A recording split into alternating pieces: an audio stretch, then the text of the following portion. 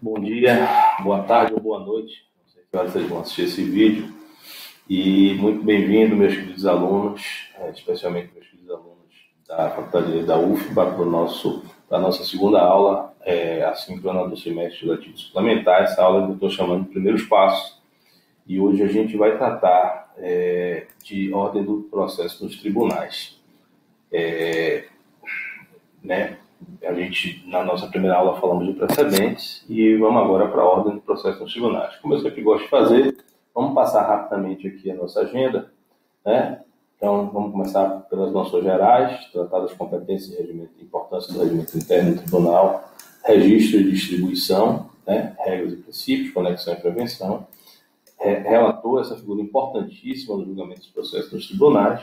E, por fim, a gente vai tratar no procedimento, né? O procedimento, seja de recursos, seja de ações originárias, nos tribunais, toda subdivisão, né? Chegando até julgamento, proclamação do resultado, voto e acordo, ok? Né? Mas vamos lá, né? Noções gerais. Acho que a primeira coisa que a gente precisa entender quando a gente vai falar de processo nos tribunais é compreender aquilo que o tribunal, ou aquilo que está no âmbito da competência dos tribunais. Os tribunais, eles têm dois tipos de competência. Eu vou colocar um terceiro tipo. O primeiro tipo é a chamada competência originária dos tribunais. É aqueles processos em que, desde o primeiro grau de jurisdição, o processo já começa nos tribunais. Então, os tribunais constituem o primeiro grau da tramitação daquele processo. Então, isso é muito comum na área penal, aquelas prerrogativas de foro dos crimes, mas isso também é comum no civil. Você tem desde a ação rescisória, que é uma ação típica que sempre começa nos tribunais, as reclamações, que também são ações típicas dos tribunais, e existem outras ações que podem ser em primeiro ou em segundo grau, como o mandado de segurança e o habeas data, que são ações constitucionais que podem começar em primeiro ou segundo grau. Então, a competência originária é aquela competência que o tribunal tem para conhecer do processo em primeiro grau de jurisdição. E todos os tribunais possuem processos de competência originária, tanto o Tribunal de Justiça, Tribunais Regionais Federais, como os tribunais superiores, STJ e STF, para a gente focar no processo civil, que é nosso objetivo. Tá bom? Ao lado desta competência, a competência mais conhecida dos tribunais é a chamada competência recursal, onde ele promove o julgamento em grau de recurso daquelas decisões, lato sensu, decisões proferidas em primeiro grau de jurisdição. Então, na competência recursal, o tribunal revisa, é uma corte de cassação, ela serve para confirmar ou cassar ou anular a decisão, né, ou reformar a decisão do juiz de primeiro grau. E a gente tem também no Brasil a chamada competência para o reexame necessário. O que é a competência para o reexame necessário? Em algumas decisões, não todas, mas algumas decisões contra a fazenda pública, elas se submetem para ter uma condição de eficácia à necessidade de sua confirmação pelo tribunal, tá bom? Então a gente tem três competências: competência originária, competência recursal e a competência para reexame necessário. Maurício, mas você falou lá na primeira aula que a gente teria também os incidentes. A gente vai estudar IRDR, a gente vai estudar IAC. Perfeito. Ocorre que os incidentes, eles são, como o próprio nome diz, um incidente processual que é instaurado no tribunal, mas ele é instaurado para ser julgado no âmbito ou de um processo de competência originária ou no âmbito do reexame necessário ou no âmbito do julgamento de um recurso. Então, o julgamento dos incidentes, ou seja, os incidentes são incidentes processuais que ocorrem, que são deflagrados a partir ou da competência originária, ou da competência recursal, ou da competência em reexame necessário. Tá bom? Então, vamos lá. Outra coisa que eu preciso tratar com vocês é a importância do regimento interno nos tribunais. Esse instrumento tão normativo, ou seja, ato normativo deflagrado pelo Poder Judiciário, né, ele é muito importante no âmbito da relação dos tribunais, e todo aquele que quiser ser magistrado, Ministério Público, advogado que for trabalhar nos tribunais tem que conhecer os regimentos internos. Inclusive, na aula de precedentes, a gente viu, né, que as súmulas da jurisprudência, instituto tão importante no sistema de precedentes, eles nascem de uma emenda regimental do Regimento Interno do Supremo Tribunal Federal. Né? Aí no slide eu estou deixando para vocês o link do Regimento Interno do Supremo, do STJ e do Tribunal de Justiça, e é importante entender que a competência, ou melhor, que a força normativa do Regimento Interno, ela nasce diretamente da Constituição. É o artigo 96 da Constituição, no seu inciso primeiro, que determina a competência privativa aos tribunais de editar os seus regimentos internos. Então, os regimentos internos têm muita matéria, tem muita regulamentação em matéria processual e procedimental. E eles são muito relevantes. A gente vai ver, inclusive, isso ao longo dessa aula, quando a gente vai tratar aqui, de turma de julgamento, de composição, né? Por aí vai. Mas vamos lá, vamos seguindo em frente. Agora a gente vai tratar com vocês de registro e distribuição. O registro e distribuição é o ingresso, é a forma que a gente tem de promover o ingresso dos autos nos tribunais, tá bom? Então, o que é o registro? Né? O registro é a anotação oficial da entrada dos autos no tribunal, que se dá mediante o protocolo no setor próprio, aqui no nosso tribunal, era antigo SECOND, né? Agora Secretaria de Distribuição, ao qual se prossegue a ordenação dos autos. Essa ordenação dos autos, com numeração, se fosse um processo físico, já não é mais tão relevante. A grande maioria dos nossos processos todos tramita em regime de processo eletrônico. Então, isso é praticamente automático. Mas, saindo do processo do primeiro grau de jurisdição, indo para o segundo, ou já começando no segundo grau de jurisdição, você tem que promover o registro do processo, a indicação de numeração, e logo após o registro, a gente tem a chamada distribuição. Já a distribuição é a atribuição de competência.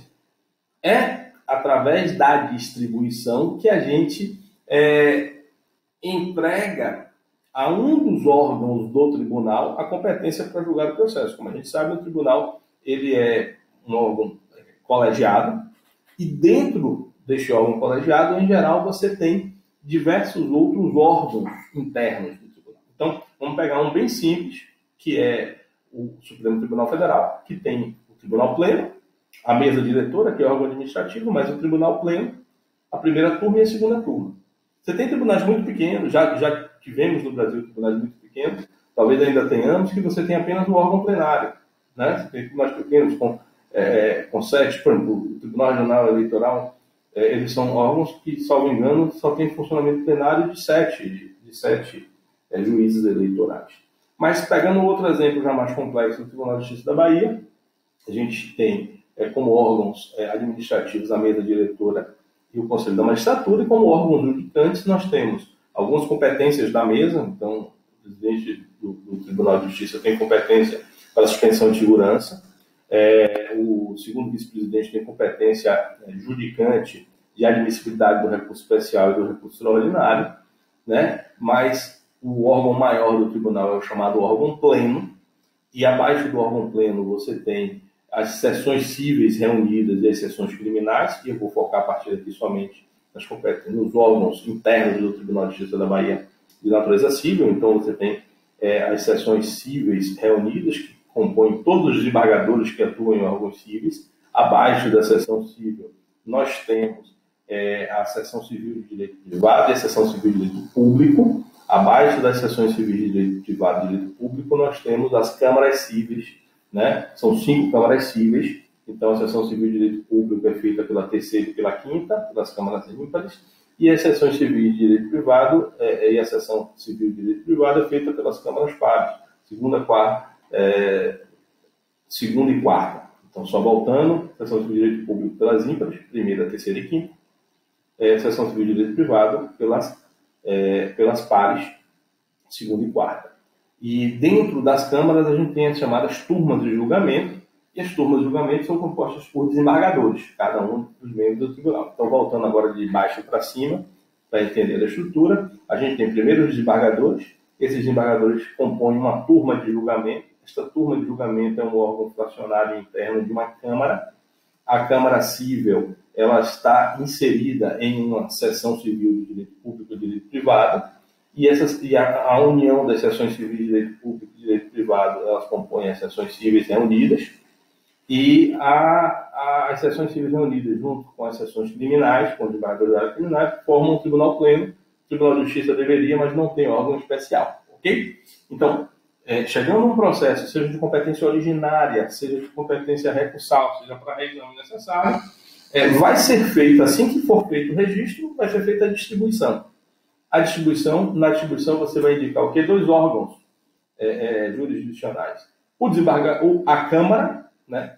Ou sessão, ou o pleno, e o desembargador, que faz parte, né? Que fará a condução, que será o relator, que é essa figura importantíssima, no âmbito do julgamento nos tribunais, tá bom? Então, faz-se o registro e faz-se a distribuição. A gente precisa também ressaltar, essa distribuição é ato importantíssimo, e eu queria destacar aqui para vocês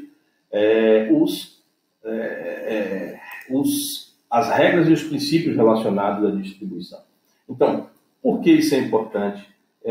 A fim de que se evite a escolha do magistrado. Nós sabemos que vige o princípio do juiz natural, né? Então, os princípios da distribuição são alternatividade, sorteio e publicidade, tá bom? Alternatividade, sorteio e publicidade, ou seja, a alternatividade é para que seja alternado entre os desembargadores e as câmaras, de forma que não fique uma com mais processos que outra, né? O sorteio, que hoje é feito eletrônico, é feito por um sistema eletrônico, ele evita que você faça uma ordem sequencial, que você poderia esperar e escolher o desembargador que você quer, ou a câmara que você quer que seja promovida a distribuição do recurso, e depois você tem a publicidade, ou seja, antigamente a publicidade era mais evidente, porque você fazia efetivamente as bolinhas e fazia o sorteio de qual seria o desembargador,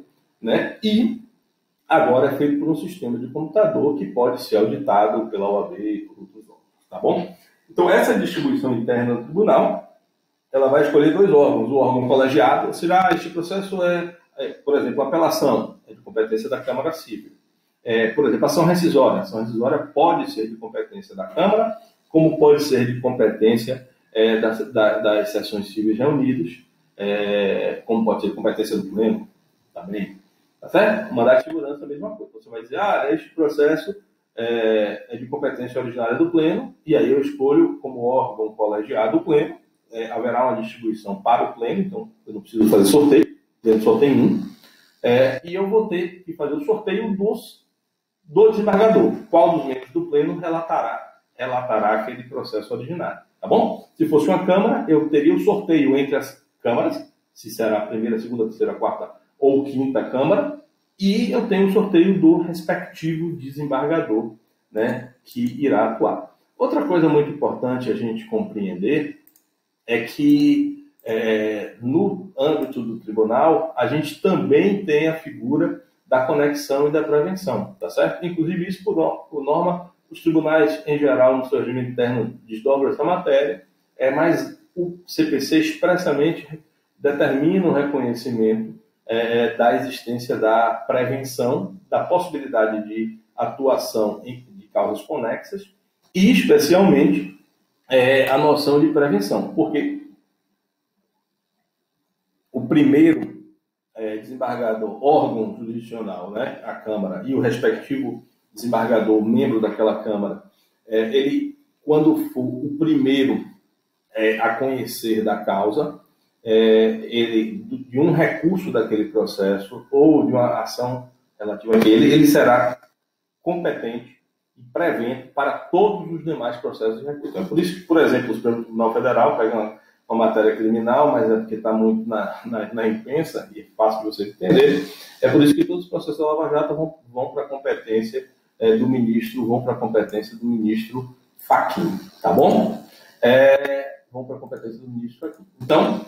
Então, trazendo para a área civil, se eu tenho um processo em primeiro grau, uma ação indenizatória, por exemplo, em que houve o deferimento de tutela provisória, que é uma decisão interlocutória recorrível e que a parte, qualquer dessas partes, seja o autor, seja o réu, promoveu um recurso contra aquela decisão interlocutória, que será o recurso de agravo de instrumento, eu vou escolher um relator em uma Câmara Civil no Tribunal de Justiça da Bahia, no exemplo que nós estamos dando, que julgará, que terá competência para julgar este agravo de instrumento. Lá no futuro, anos depois, quando for proferida a sentença e contra a sentença cabe apelação, e que for apresentada a apelação, aquele mesmo órgão, Câmara Civil, aquele mesmo relator, terceira Câmara Civil, desembargador fulano de tal, será o competente para julgar a apelação daquela causa. Por quê? Porque lá atrás ele foi o juiz que conheceu e que julgou o agravo de instrumento. Então, essa prevenção, ela se perpetra no âmbito também do tribunal. Tá bom? Então, vamos lá. Vamos voltar aqui para a nossa apresentação. Né? Agora, pessoal, o que a gente vai falar? A gente vai falar dessa figura importantíssima, que é o relator.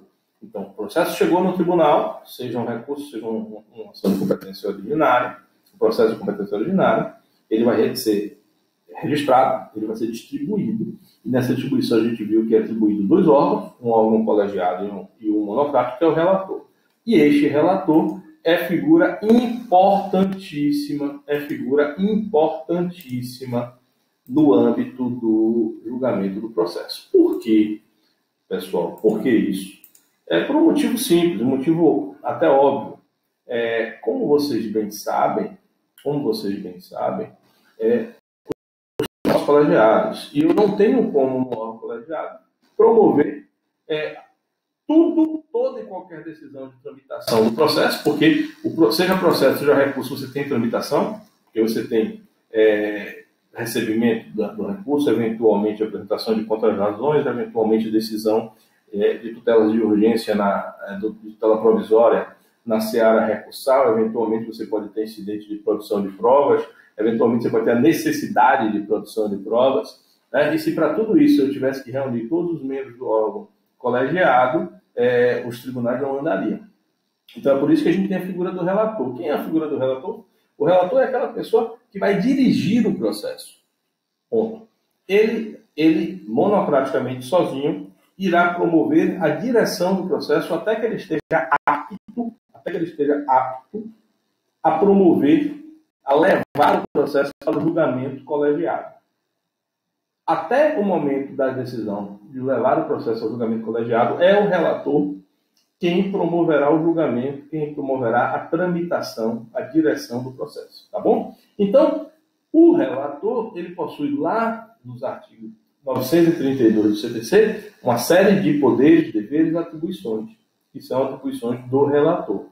Então, dentre eles, vamos falar aqui, né, resumidamente, vocês vão estudar isso de forma mais detalhada. Então, a primeira coisa é que é o relator que é competente por dirigir e ordenar o processo, inclusive na produção da prova, inclusive nas decisões homologatórias de autocomposição. Ele pode promover apreciação independente do relato colegiado. Aí ele compete também apreciar a tutela provisória. Aí ele compete também, né,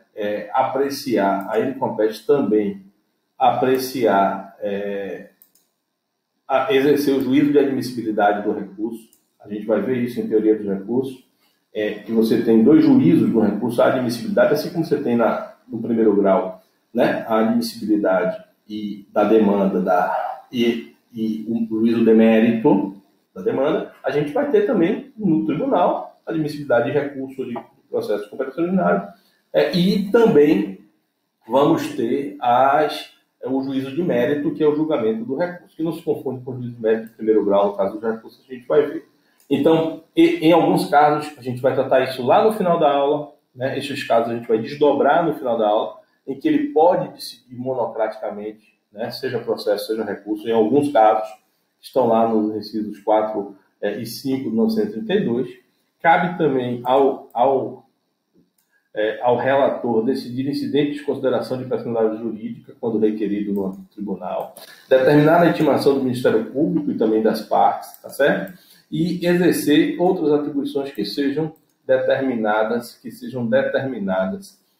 no âmbito do regimento interno do respectivo tribunal. Um princípio muito importante, por isso que eu fiz a ressalva aqui, né, é que a gente viveu no âmbito dos tribunais superiores, especialmente, e não dos tribunais gerais, uma época em que se buscava muito o não julgamento dos recursos pelo excesso de recursos. Então, era uma forma que os tribunais ficavam pré-enxugando o gelo, que objetivavam, ou seja, você tinha uma coisa que a gente chama de jurisprudência defensiva. Jurisprudência muito defensiva, muito grande do tribunal, para a inadmissibilidade dos recursos. Porque era mais fácil você inadmitir os recursos do que julgar o mérito dos recursos. Então, você tem uma pleiade de jurisprudência ultrapassada do STJ que inviabilizava o julgamento do recurso. Então, só para te dar um exemplo, o agravo de instrumento chama-se de instrumento porque você forma um instrumento. O processo está em primeiro grau, você tira uma cópia da decisão, né? Vamos pegar antigamente o processo físico, que é mais fácil de entender. Você tira uma cópia da decisão e das peças importantes, faz um instrumento, um processinho, e nele você faz um recurso, era o agravo de instrumento. Então, antigamente, você tinha a jurisprudência pacífica do STJ que dizia que se você esquecesse de juntar um documento que era obrigatório para a compreensão da causa, o tribunal não ia julgar, não admitia julgar aquele agravo de instrumento. Então, vocês vão ver lá em recursos que a gente precisa também promover o preparo, que é o pagamento da taxa de recursos, se for o caso do porte de remessa e retorno. Então, vamos supor que o processo, o preparo era de R$ 1.500, se você R$ 1.520, se você botasse R$ 1.515, R$ 19, esquecesse de recolher R$ 1, o STJ tinha jurisprudência pacífica dizendo que inadmitia esse recurso pela deserção, que é a não realização do preparo. Então, o Código de Processo Civil de 2015 ele foi muito útil porque ele tem, a um só tempo, vários artigos de lei que são a incorporação ao CPC da jurisprudência do tribunal, né, dos precedentes dos tribunais, e tem vários artigos de lei que são, especialmente do STJ, e tem vários artigos de lei que são justamente o oposto.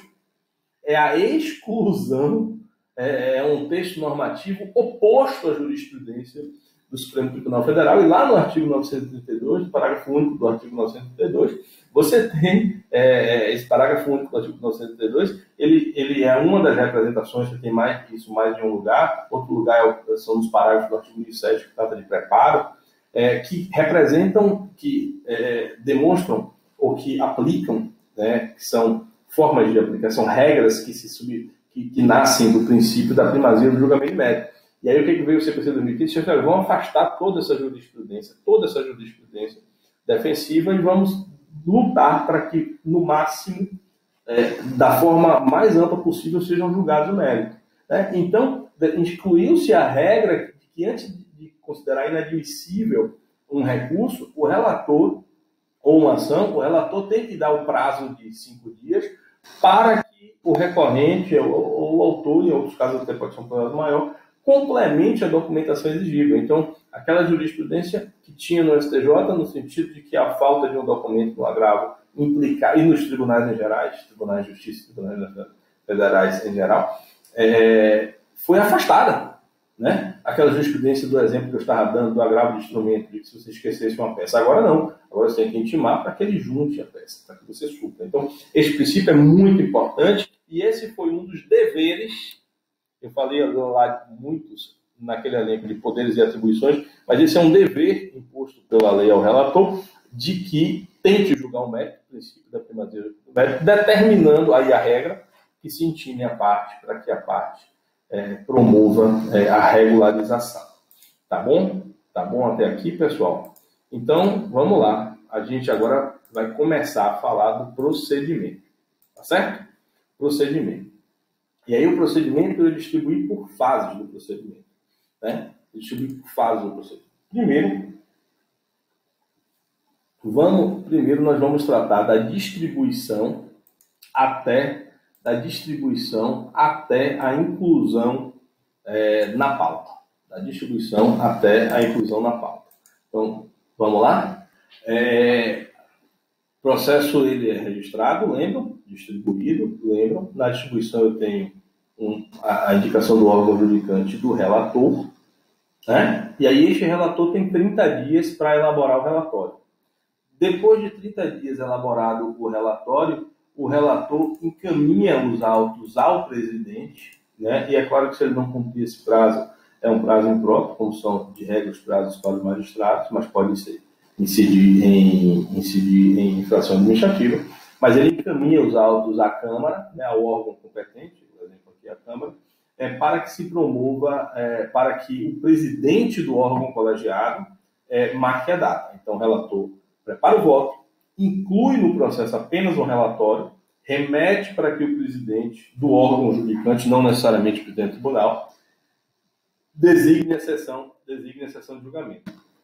Nessa sessão de julgamento é onde é marcado para que se realize colegiadamente a decisão e publica-se a pauta de julgamento. Essa pauta de julgamento, o CPC determina que tem que ser publicada com pelo menos 5 dias de antecedência. Não significa dizer que os procedimentos internos não possam aumentar este prazo, não pode reduzir esse prazo. E essa publicação serve para quê? Para que as partes dos advogados possam acompanhar a sessão de julgamento, né, que é pública. Mesmo marcado o julgamento, as partes terão direito a ter acesso aos autos e deverá também ser lançada a pauta na frente do órgão de julgamento, da sala onde se realiza a sessão. Tá bom?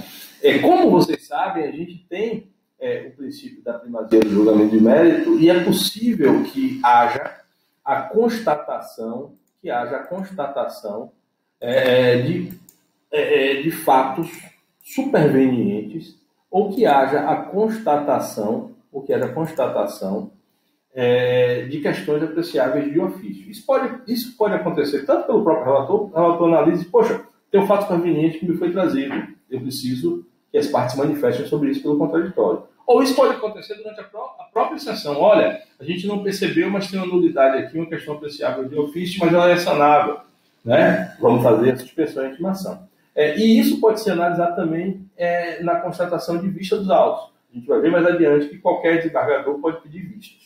Então é importante entender que, pelo princípio da primazia do julgamento de mérito, né, a constatação dos fatos supervenientes e as questões apreciáveis de ofício precisam ser decididas e, se possível, sanadas antes do julgamento. Tá bom? Mas vamos lá, vamos seguir adiante. Preferência nos julgamentos. Então, vamos supor que não tem nenhuma questão conhecível de ofício ou nenhum fato superveniente que impeça o julgamento, a gente vai partir para o julgamento. Aí, como é que eu faço isso? No dia da sessão, eu tenho a publicação de uma pauta, essa pauta tem diversos processos. Como é que eu ordeno esses processos?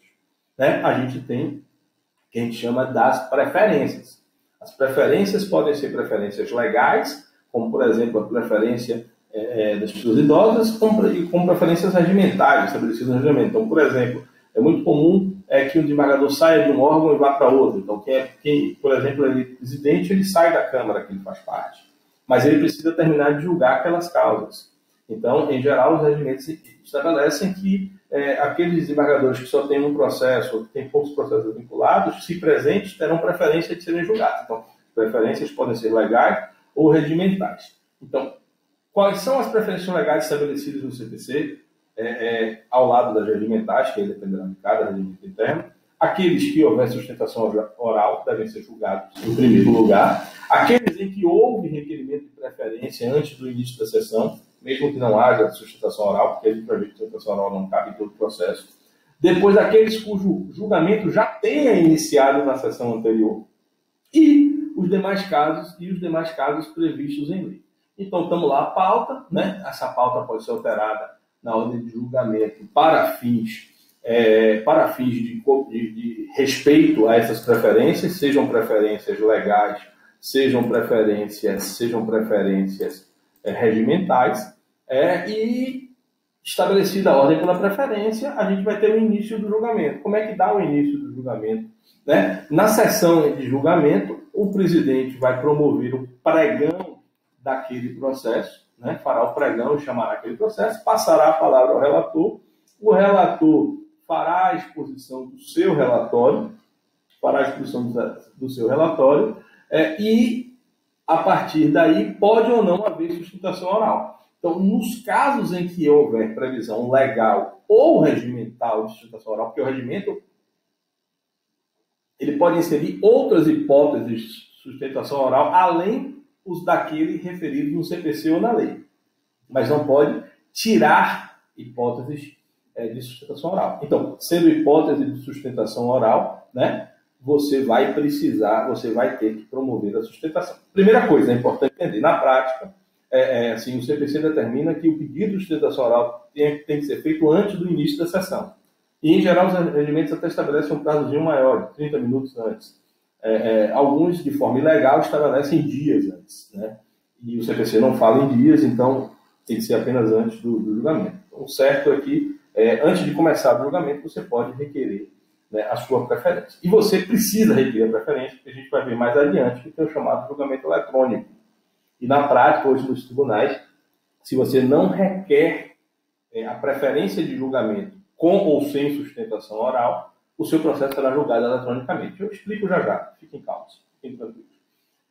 Mas você faz o requerimento. Então, ok, feito o requerimento de sustentação oral, como é que acontece a sustentação oral? Primeiro, ela vai ser feita na ordem sucessiva. Primeiro faz o recorrente, depois fará o recorrido. Isso aqui é aquela regra geral de que, entre aspas, o réu fala por último. Então, primeiro aquele que recorre, depois o recorrido. No caso da sua intervenção, o Ministério Público fará também sustentação oral após o recorrido. Agora, se o Ministério Público for parte, aí ele vai fazer a sustentação oral no lugar de recorrente ou de recorrido.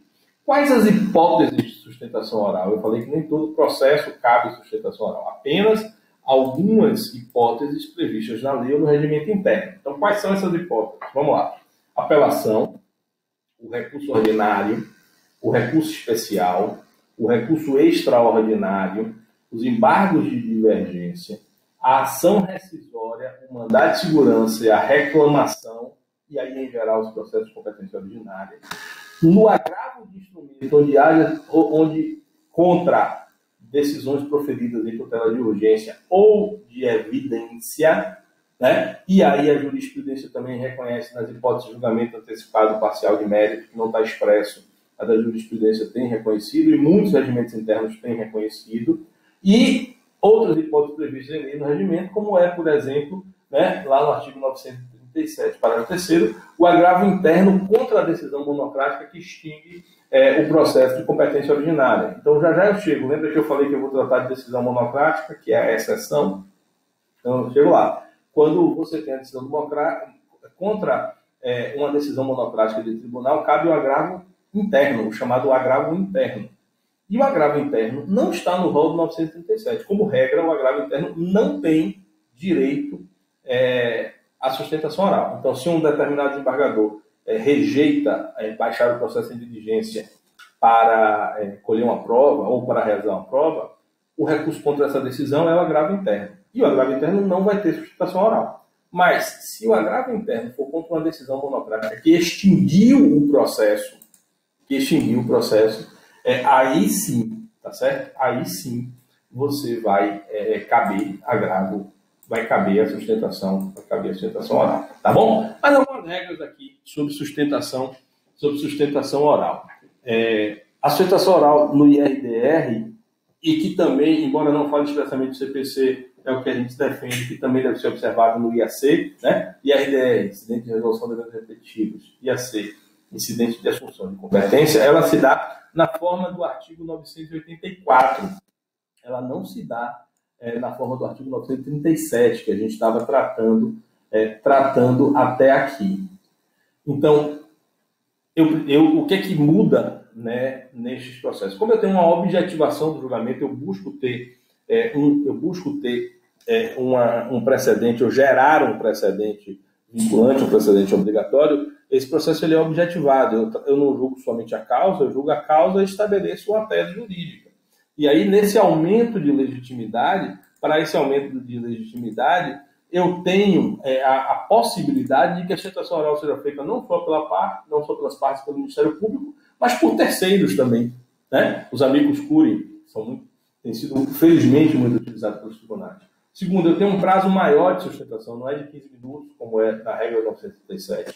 Ele será de 30 minutos para cada parte e de 30 minutos para todos os terceiros intervenientes, né? Os amigos curiae e os demais intervenientes no caso. Que o juiz pode, que o tribunal pode aumentar esse prazo para todos, levando em consideração a quantidade.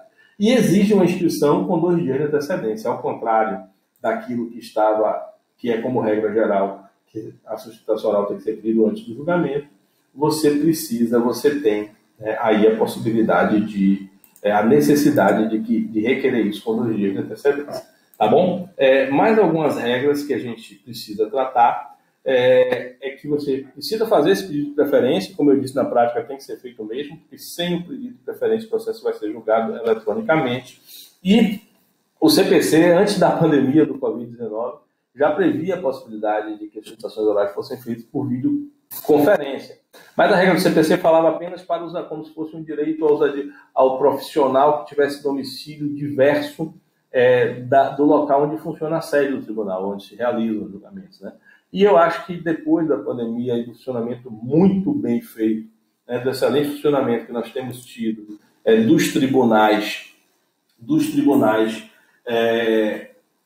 em teleconferência, isso tende a se aplicar a todos os casos, independente de um profissional, de um advogado, que é quem faz a sustentação oral, ter domicílio no local. Tá bom? Então, seguindo lá, fazemos o registro, a distribuição, escolhemos o relator, ele faz o relatório, leva ao presidente, o presidente pede dia de julgamento, no dia do julgamento o relator lê o seu relatório, o advogado faz a sua sustentação oral e vamos começar a partir daí o voto do relator.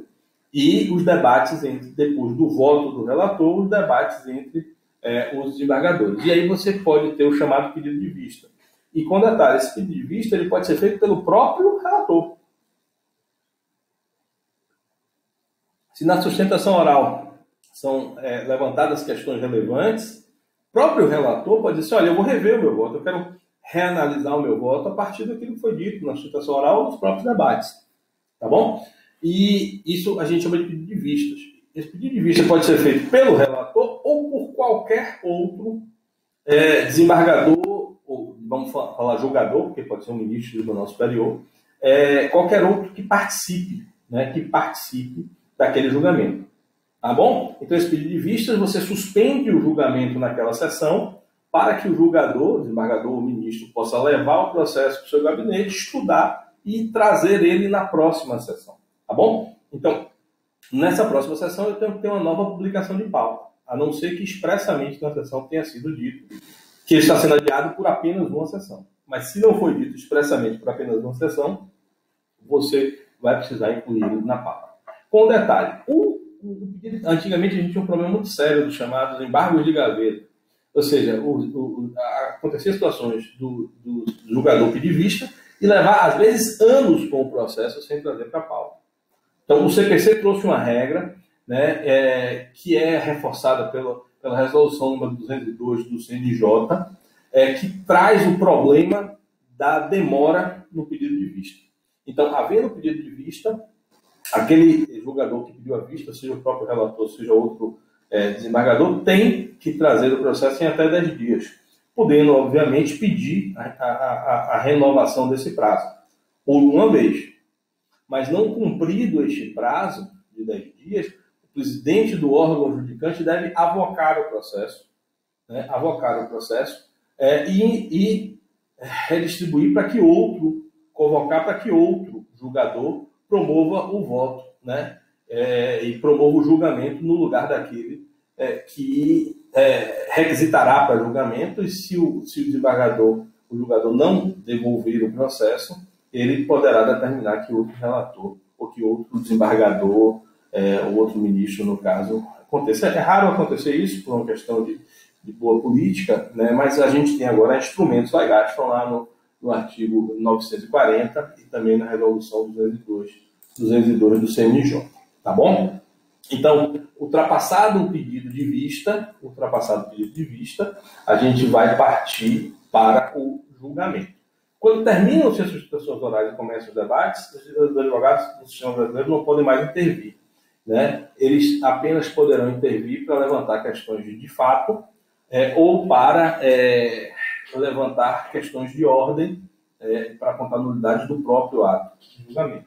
E ao final dos debates, vai ser escolhido, vai ser indicado, vai ser julgada a causa, né? Todos dão voto, e vai ser julgada a causa, e quando for julgada a causa, um dos desembargadores, normalmente o relator, a gente vai ver isso um pouco mais adiante quando eu falar de acórdão, lavrará o acórdão. Mas eu vou dissecar para vocês um pouco adiante acórdão, o que significa acórdão, o que significa voto, o que significa relatório, o que significa emenda, né, para que vocês possam entender. Mas assim, terminado o julgamento, colhidos os votos, vai ser redigido um acórdão, vai ser lavrado um acórdão com a reunião desses votos, que normalmente é feito pelo relator, mas eu explico já já. Aí eu volto aqui a um ponto que eu tinha dito que falaria com vocês, que é o julgamento monocrático, né? A gente sabe que, como regra, os julgamentos devem ser colegiados nos tribunais. O objetivo central é para isso que possuímos a lógica dos recursos, em que você possa corrigir erros do juiz de primeiro grau com juízes mais experientes e com um número maior de juízes, o que reduz a tendência de erro. Essa é a lógica. Todos nós somos humanos e falíveis, por melhor que seja o juiz, ele pode errar. Então a lógica é que eu recorro para quê? Para que um grupo de juízes, e aí eu tenho mais pessoas pensando, e normalmente mais pessoas mais experientes, mais jogadores mais experientes, possam reduzir os erros e corrigir aqueles erros, tá bom? Mas o excesso de processo no Brasil leva a uma exceção que não é tão excepcional assim, que é a possibilidade de julgamento monocrático. A possibilidade do julgamento monocrático, ela começa a ser introduzida na segunda fase da reforma do CPC de 73 de forma mais enfática. Mas, em resumo, o que acontece na prática? Em algumas hipóteses, um julgador de tribunal, desembargador, ministro, poderá julgar monocraticamente a causa. E aqui eu não estou falando de tutela provisória, de deferir uma liminar, de conceder um efeito suspensivo a um recurso que é tutela provisória recursal, né? Eu não estou falando de deferir uma liminar de prisão no processo penal ou de tutela de urgência no processo civil. Não é isso. Estou falando de julgar a causa mesmo, julgar o recurso sozinho, julgar todo o recurso, toda a causa sozinho. Certo? Quando é que isso pode acontecer? Primeiro, assim, em algumas hipóteses de inadmissibilidade. O que é inadmissibilidade? É juízo negativo de admissibilidade. Equivale, entre aspas, à extinção do processo sem resolução de mérito do primeiro grau. Essa é só uma analogia de compreensão, não são a mesma coisa. Mas o que é inadmissibilidade? É quando ele fala, olha, eu não posso julgar o seu recurso porque falta um dos requisitos pressupostos. A gente vai tratar disso em teoria dos recursos. Tá bom? Mas, por exemplo, vou pegar um que todo mundo conhece. A tempestividade. Seu recurso é intempestivo. Foi feito fora do prazo. Então, eu não vou julgar o seu recurso. Tá bom? Então, quando é que monocraticamente até o relator pode julgar pela inadmissibilidade do recurso? Quando o recurso for manifestamente inadmissível, então um exemplo de tempestivo. Quando o recurso for prejudicado, por exemplo, houve preclusão lógica, a parte reconheceu a decisão depois de ter interposto o recurso. Ou quando você ofendeu o princípio da dialeticidade, ou seja, o recurso você não pode simplesmente reproduzir o que você já disse, você tem que criticamente atacar a decisão. A gente vai ver isso em teoria dos recursos. Então, isso chama-se princípio da dialeticidade. Eu tenho que impugnar cada um dos pontos da decisão recorrida. Então, havendo qualquer dessas situações, nestas hipóteses, eu vou poder monocraticamente o relator inadmitir o recurso. Tá bom? Ou o relator poderá, julgando o mérito do recurso, olha que inadmissibilidade é não julgar o mérito, é inadmitir, né? Prevalece a decisão recorrida. E eu posso também julgar o mérito, seja pelo provimento, seja pelo improvimento do recurso. Quando é que eu vou... As regras são análogas aí.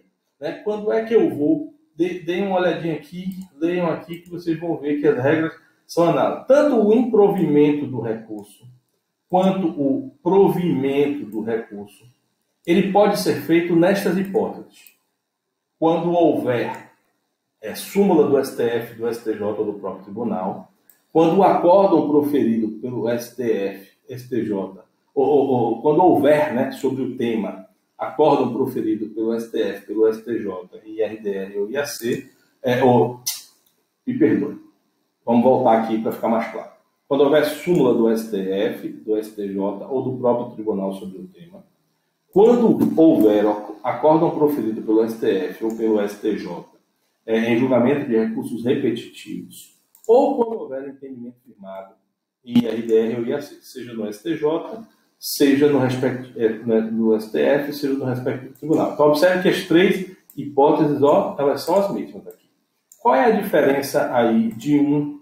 Qual é a diferença aqui de um para o outro? É que, olha, eu faço o improvimento, ou seja, eu rejeito o recurso no seu mérito, eu improvejo o recurso, todas as vezes que o recurso for contrário àqueles precedentes que eu falei. Súmula, julgamento de recursos repetitivos, IRDR, assim. Então, se o recurso é contrário ao precedente, eu posso monocraticamente improver, rejeitar o recurso.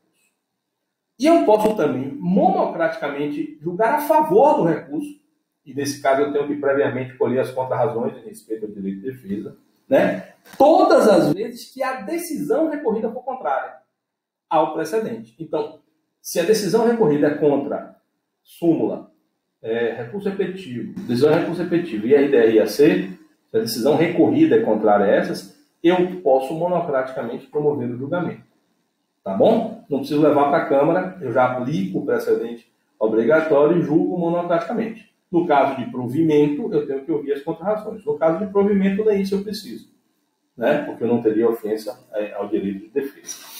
E, por fim, eu também posso ter julgamento monocrático nas hipóteses em que cabe julgamento em deferimento da inicial ou liminar de mérito, nas hipóteses de procedência liminar, em que se tratar de processo de competência originária. Neste caso, em um caso ou em outro, né, eu poderei promover o julgamento de forma monocrática. Então, fechando aqui a ideia, fechando a ideia central. Então, quando é que monocraticamente pode o relator julgar o recurso à causa? Quando for manifestamente inadmissível o recurso. 2, ele pode negar provimento, improver, né? Quando o recurso for contrário a precedente obrigatório, aqueles que eu falei. Ele pode julgar monocraticamente para prover, dar razão, acolher o recurso. Todas as vezes que a decisão for em conformidade com os precedentes, né? Em que o recurso for em conformidade com os precedentes e a decisão contrária aos precedentes obrigatórios, então ele vai lá e dá razão ao recurso, ele proveu o recurso, ou nas hipóteses de competência originária, que foi hipótese de indeferimento inicial ou julgamento em procedência liminar. Tá bom? Essas são as hipóteses que cabe o julgamento monocrático.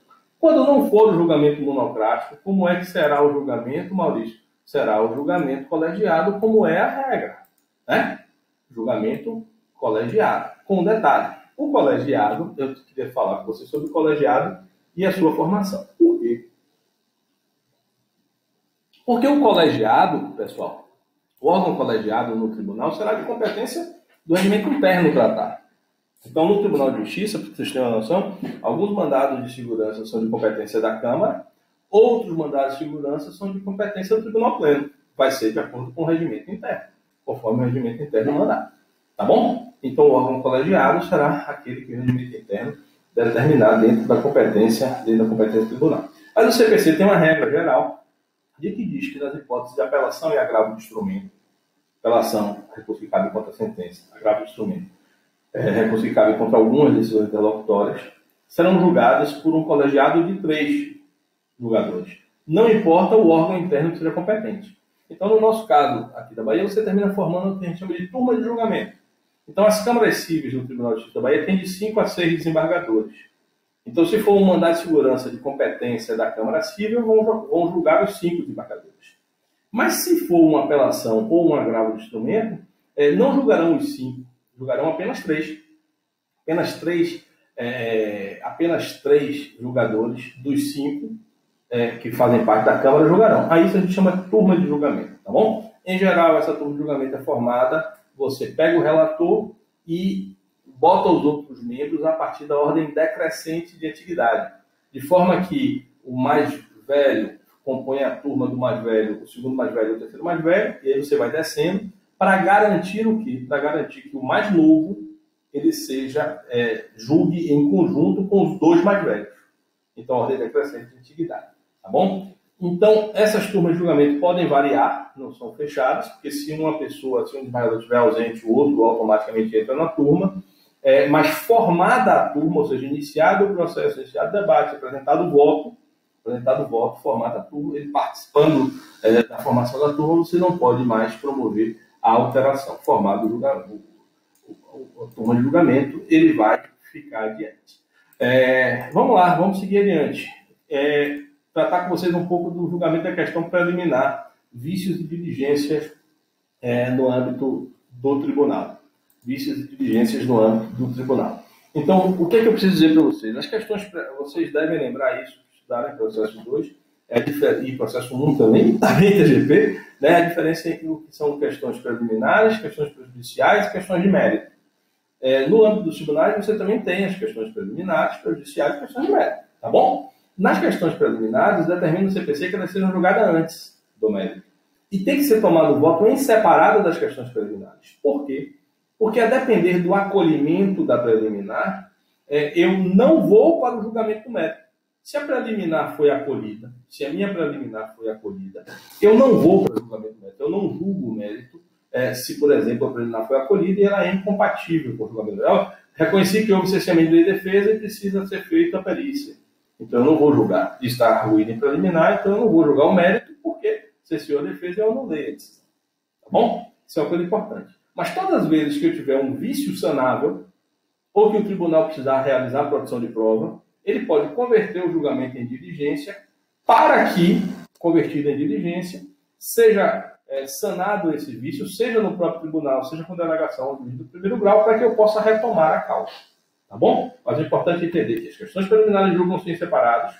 Se as questões preliminares referirem-se a diligências ou questões probatórias que podem ser sanadas, elas podem ser determinadas a conversão do julgamento em diligência, colho a prova ou sano o vício e retomo o julgamento. Não sendo compatível, sendo provida a questão preliminar, e todos os desembargadores votam na questão preliminar, e sendo ela incompatível, eu não sigo para o julgamento do mérito e o processo terminará no julgamento da questão preliminar. Ultrapassada a preliminar, indo-se para a questão de mérito, eu tenho uma nova votação. E todos aqueles votam de novo no mérito. Mesmo quem foi vencido na questão preliminar, o desembargador, a questão preliminar foi afastada. E o desembargador queria que fosse acolhida. Ele é obrigado a votar no mérito também. Então, aquele que foi vencido a preliminar vota no mérito. Então, é como se fossem julgamentos independentes, tá bom? Vamos adiantar aqui em alguns pontos que são mais formais, como, por exemplo, essa ordem de julgamento de casos conexos e efeitos conexos, que a questão é relativamente simples. Se são casos conexos, são julgados em conjunto, e se eu tenho, por exemplo, apelações independentes, ou apelações de recurso adesivo, ou ações originárias do Tribunal Conexo, são julgadas em conjunto.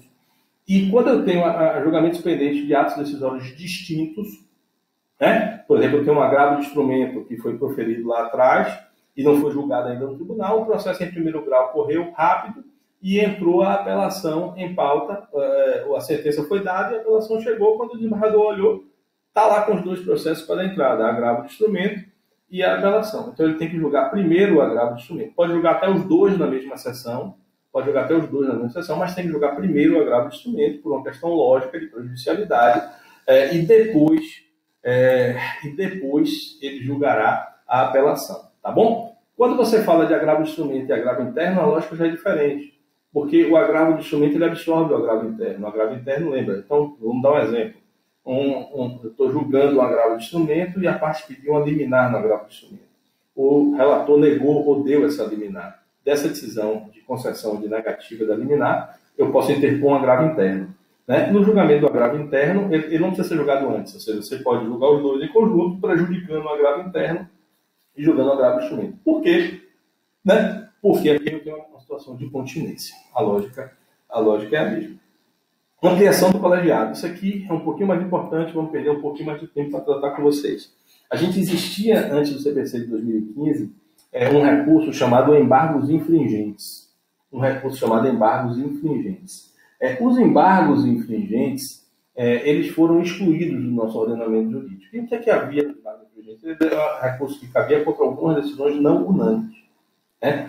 Como o julgamento nos tribunais são colegiados, é possível que alguns votem num sentido e outros votem em outro sentido.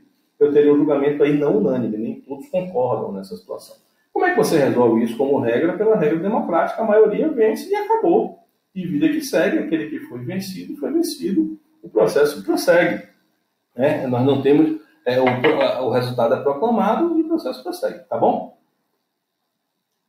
Ocorre que, em alguns casos, o legislador que cabiam no embargos infringentes foram ampliados no CPC. Eu acabei o recurso dos embargos infringentes, mas eu fiz uma técnica de ampliação do julgamento, ou seja, eu tenho uma alteração subjetiva da competência daquele recurso. Eu amplio a turma.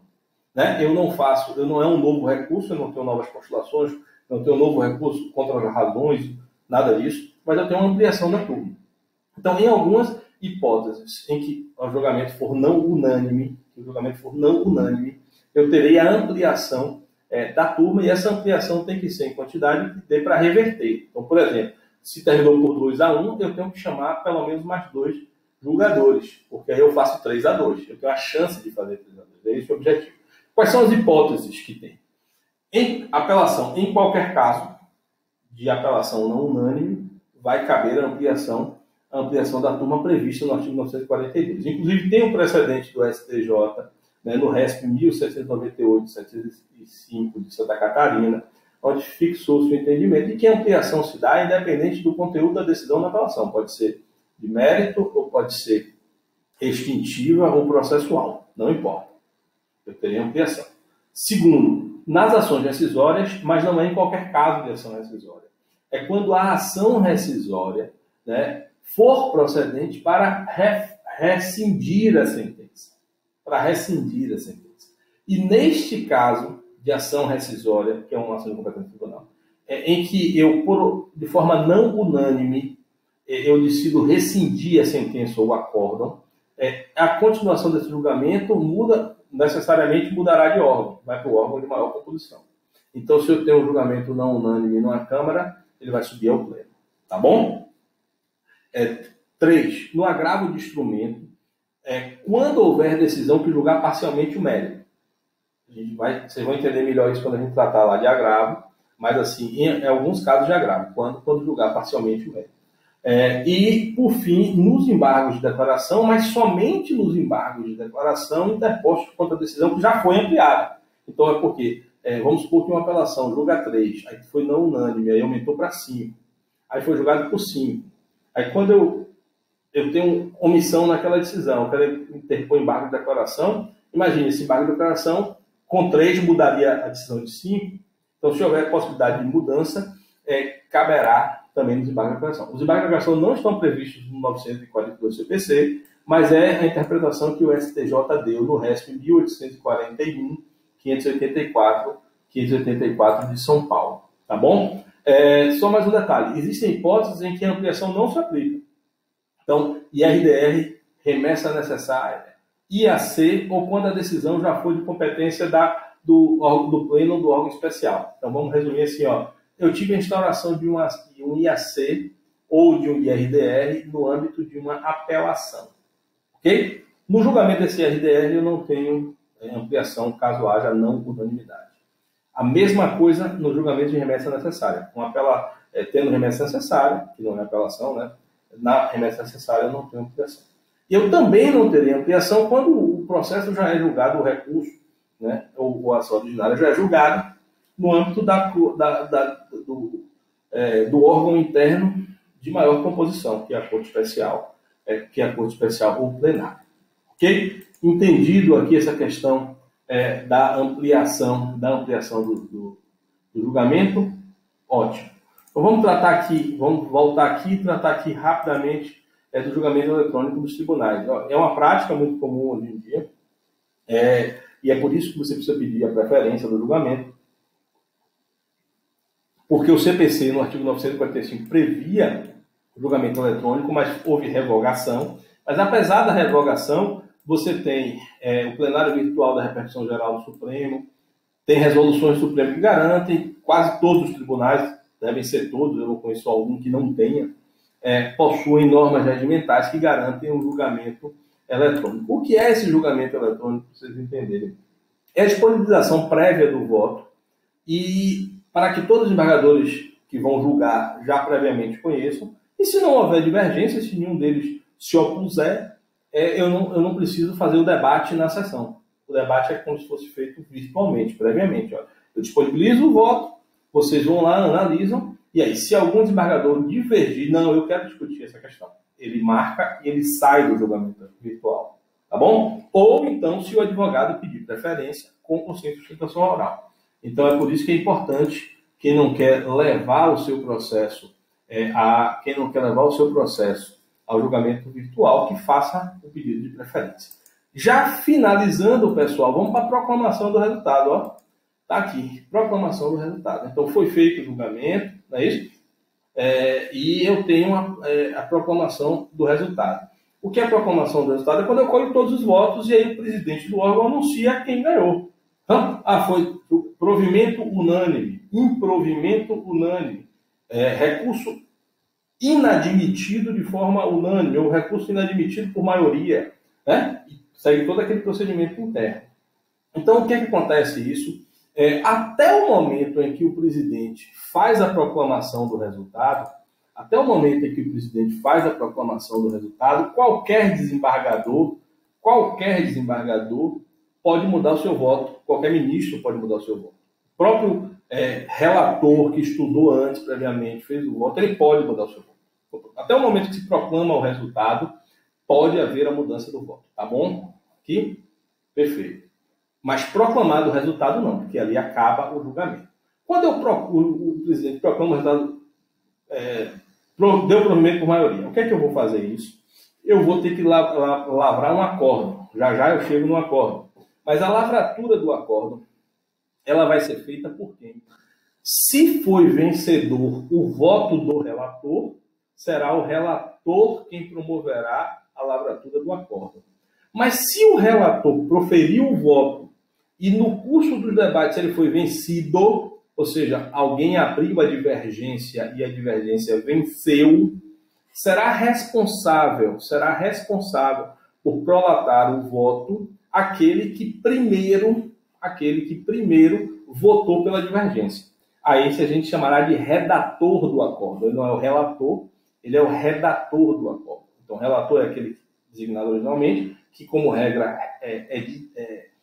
lavrará o acordo, mas quando ele for vencido, aquele que primeiro puxou a divergência será o redator do acordo. Tá bom? Até aqui. A gente tem um problema que eu quero tratar rápido com vocês, que é o problema do julgamento sem maioria. Acontece mesmo em número ímpar haver hipóteses em que eu tenho julgamento sem maioria. É aquilo que a gente chama de dispersão dos votos. Né? Então, por exemplo, eu tenho dois tipos de divergências ou dispersão de voto. A quantitativa e a qualitativa. O que é a quantitativa? É quando as pessoas discordam, quando os julgadores, melhor dizendo, discordam sobre a quantidade da indenização. Então, um deu 10, o outro deu 10 mil, o outro deu 5 mil e o outro deu 2 mil. Ninguém concordou, eles não concordaram. Né? E essas questões são questões a serem tratadas no regimento interno.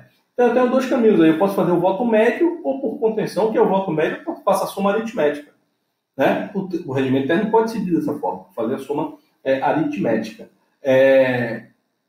E outra possibilidade é você ter o voto por contenção. Então, ou seja, qual voto venceria em 10, 5 e 3? O de 5. Por quê? Porque 5 está dentro de 5 e 10 está dentro de 5. Então é o que teve a maior conjugação de interesse, né? E esse, por exemplo, é o resultado da solução do regimento interno,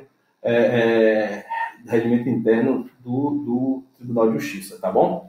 E eu tenho a dispersão qualitativa, a qualitativa é quando não há nenhum tipo de concordância. Então, numa situação de guarda, um desembargador dá a guarda para o pai, um dá para a mãe e um dá para a avó. Como é que eu resolvo isso? Eu tenho três formas de resolver. Ou eu amplio o quórum, trago mais gente, ou eu faço a opção coacta, onde eu obrigo as correntes que menos tiveram voto a votarem nas que mais tiveram voto, ou eu faço a exclusão de votos parciais de 2 em 2. Então eu digo assim, olha, entre pai e mãe, vai quem? Você vota em quem?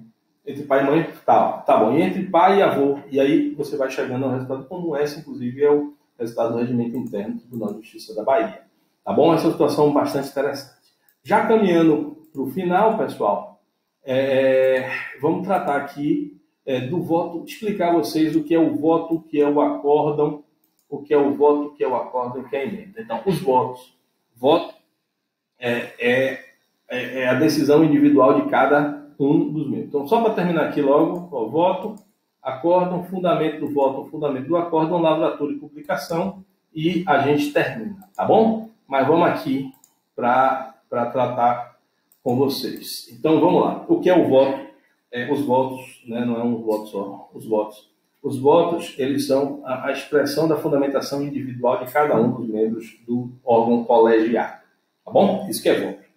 O que é a ementa? A ementa é o resumo estruturado do acórdão. E o que é o acórdão? O acórdão é a união de todo o processo, todo o julgamento. Então, no acórdão eu vou ter o relatório, lembra aquele que o desembargador bota no processo quando vai pedir dia para julgamento ao presidente, quando o presidente marca o dia, é um relatório, e que ele lê na sessão. Depois eu tenho o voto, ou os votos, inclusive os votos vencidos precisam ser incorporados, né, ao acórdão. Mesmo os votos vencidos precisam ser incorporados ao acórdão. Então eu tenho todos os votos. Então, relatório, eu tenho todos os votos. E disso daqui eu tiro o acórdão, o que é aquilo que eles têm em comum, o que é que o voto venceu, o que é que o voto majoritariamente, o voto da maioria, qual é a decisão que eu extraio do voto, dos votos da maioria, né? Que podem ser unânimes ou não, mas é o acórdão. E eu tenho a ementa, que é uma reprodução estruturada deste julgamento. É a reprodução estruturada desse julgamento. É um resumozinho estruturado. Procurem nos tribunais algumas emendas, alguns acórdãos que vocês vão ver isso daí. Então, eu preciso entender que eu tenho uma diferença entre o fundamento do voto e do acórdão, né? Porque o fundamento do voto, cada um tem o seu, e o fundamento do acórdão é outro. Então, às vezes, eu tenho até um acórdão com resultado, mas com fundamentos individuais de voto diferentes. Então, isso, por exemplo, não gera precedente. Então, todo mundo concorda que tem que pagar a indenização de R$10.000, mas cada um por um fundamento diferente. Um por responsabilidade civil contratual, um por responsabilidade civil aquiliana e um por enriquecimento sem causa. Então, você tem 3 fundamentos diferentes. Eu não tenho um precedente ali, né? Mas eu tenho um acordo e eu tenho votos diferentes. Só que eu não tenho um fundamento de acordo, eu tenho os votos fundamentados que chegaram a essa questão. Terminado o julgamento e determinado e proclamado o resultado, tem que ter a lavratura. Como regra, o relator já traz o acórdão lavrado. Mas, havendo divergência ou havendo alteração, ele tem que promover a lavratura do acordo, ou seja, que é a reunião de tudo isso, ele pega o relatório, e se for o redator, então, que nem relator foi, tem que ter a lavratura. Ele pega o relatório, ele pega os votos, inclusive os votos vencidos, e ele faz o acórdão dizendo qual é a conclusão que os votos chegam, e ele estrutura a ementa, certidão de julgamento, e faz a publicação, né? E precisa promover a publicação. Né? Se o relator não apresenta ou o redator não lavra o acórdão, o presidente pode tomar as notas taquigráficas e transforma essas notas taquigráficas como se fossem acórdão, e ele promove a ementa e o acórdão e faz a divulgação das notas taquigráficas. Então, pessoal, para a gente terminar aqui, somente agradecendo a vocês aí, paciência, mais um dia juntos nisso, e só fazendo uma revisão geral para vocês lembrarem aí né? Eu tenho o registro, a distribuição, a escolha do relator, a realização do relatório, o pedido de dia para julgamento, a redação de sustentação oral, eventualmente a baixa em diligência por questões de fato superveniente ou por conta de uma questão preliminar.